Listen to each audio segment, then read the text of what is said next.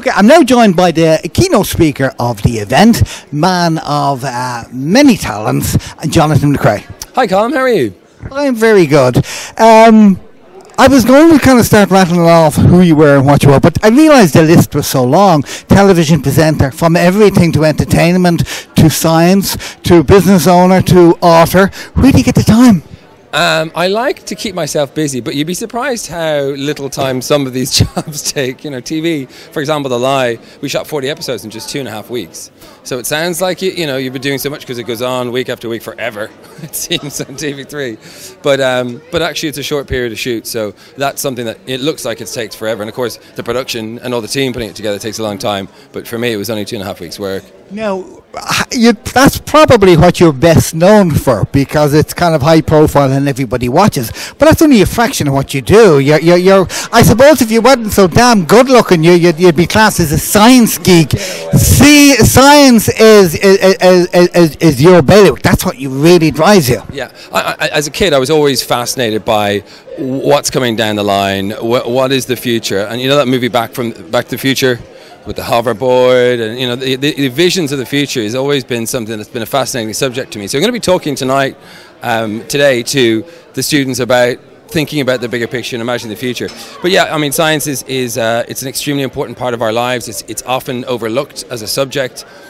Because people think it's sort of geeky. I think now we've seen what we can do as a species. We've seen how we can explore our world in space and underwater. I think people are starting to realize that science isn't about necessarily, a guy in a lab coat, pouring potions together. That actually, it's about learning more about the world around us, and that's why it fascinates me. Every time I do a program on News Talk, the Future Proof program, which I do on Saturday mornings, I learn something new, and my jaw hits the floor once a week, and that's why I love doing the program.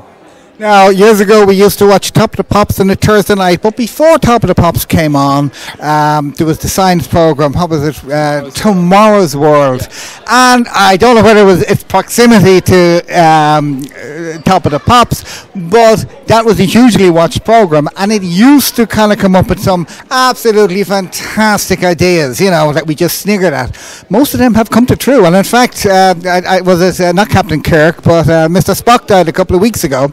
And of course, the thing we all remember from Star Trek from the 60s was they all had their flip communicators, and we thought, wouldn't that be cool if we all had that? And look at what we have now.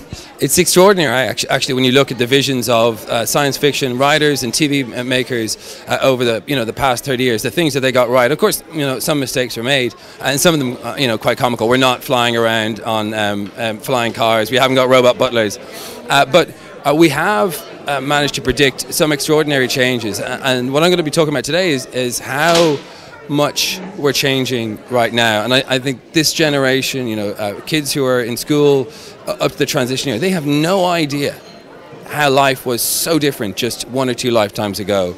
And Star Trek and Star Wars, they certainly gave us some really exciting ideas to think about the future. The tricorder, there's technology for that. We haven't yet got the teleporter.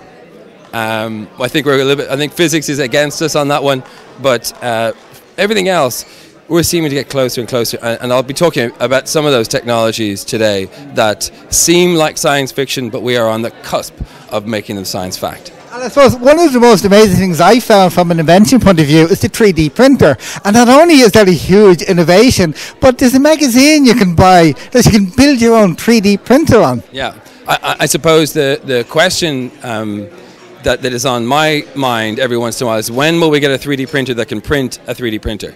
And then where are we? That's a loop of logic that's made me kind of go, if I can get a 3D printer to print it, where do we go from there? 3D printing, again, I'm going to be talking about that tonight. There is a huge shift in how we make and do things on a very basic level in a small community. Like Bill Gates saying he wanted a computer on every desktop. I believe there will be a 3D printer on every desktop. I believe everybody will own a 3D printer. And that throws up huge questions about how we manufacture, how we shop, branding. If you can print something off or download it illegally from the internet, and it's not a software or a movie, but it's a physical thing, then that throws up really interesting questions. And I think the manufacturing industry, in all walks of life, we can now print in metal, steel, glass, wood, food, ceramic.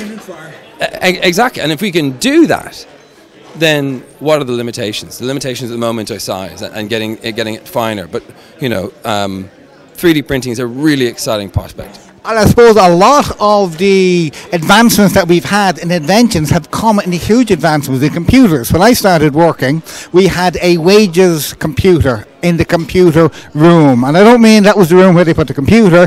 The computer was that room. Yeah. We now went from computer rooms to desktops, to laptops, to tablets. And in fact, all of them are probably going to be made redundant by the phone. They're making the phones ever so slightly bigger, and it does everything else does. I never would have thought you were that old, Colm. Yeah, absolutely. The change in computing technologies is a thing in science called Moore's Law, which says that as each year progresses, chips will get smaller and cheaper. And that's happened every 18 months or so. They've halved in size and halved in price. Which, when you know a little bit about exponential growth or exponential shrinking in this case, it's an extraordinary thing for this to have continued for 30 or 40 years. So now we're looking at nanoelectronics, we're looking at computers that are not just wearable, but they're implantable. And I'll be talking about how the next thing on from wearable technology is implantable technology. And that is not as far away as you might think. And of course, Ireland is ahead of the game in a lot of this technology. That's right. We rank extraordinarily high in nanoscience. We have a great microelectronics facility in Tyndall. Lero, in terms of developing software for things like NASA and so on. We have a huge kind of brain network where people are looking at solutions, both hardware, software and materials, to kind of push the limits of what we can do with a computer, how small we can make them, and what we can get them to do. Well, Jonathan McCrea, entertainer, TV presenter, author, entrepreneur, main speaker. I could go on and on. Thank you so much for your time, and congratulations for the inspiration you're going to give to the kids today. Thanks, Colm.